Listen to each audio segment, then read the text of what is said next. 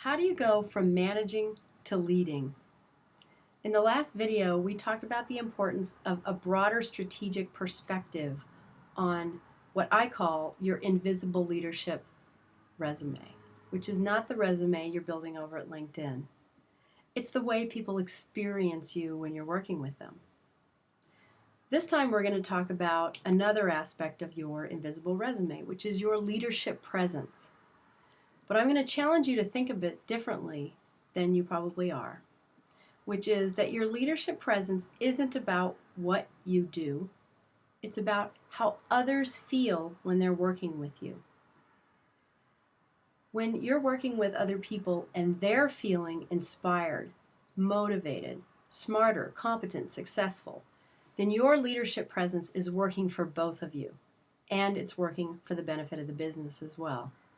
You're all likely to be more successful when your leadership presence is making everyone around you feel good and strong. This is a tricky thing. And the thing to remember is it's not about you, it's about them. And there are a lot of aspects to how you can create this powerful of a leadership presence. But I'm going to give you one little trick that you can start working with right away.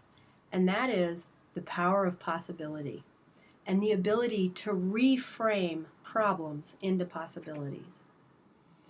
I'll give you an example. When I was a director of product marketing, I got really good at the problem solution thing. I never took my boss a problem. I always took a solution. But it wasn't until I was promoted to vice president of marketing that I learned about the power of possibility. And the way I learned it was the CEO came one day and he said, "We have a new product. We need to start generating leads. Put together an advertising plan." So I turned around with my team. I started to put together an advertising plan. But in talking to them and to the salespeople and to the customers, I realized we probably had a bigger problem because we really didn't have any credibility in this marketplace.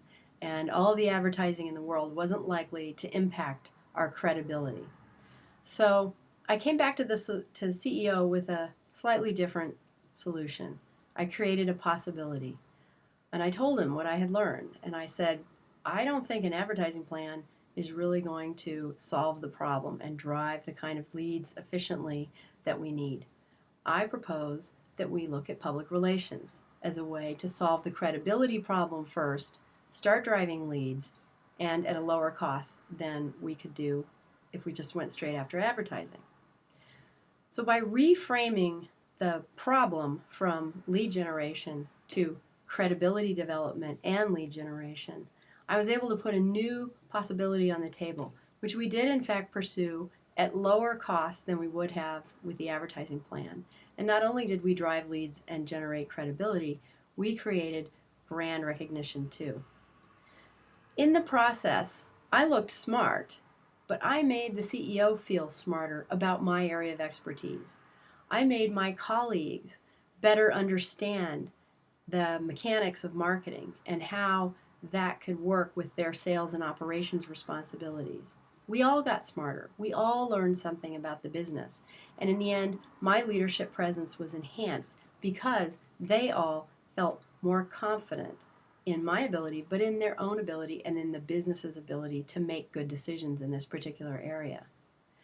So I challenge you, when you think about your leadership presence, to watch how people are acting when they're around you. Ask them how they're feeling. Do a little 360. Ask other people how they think, how they experience your leadership presence.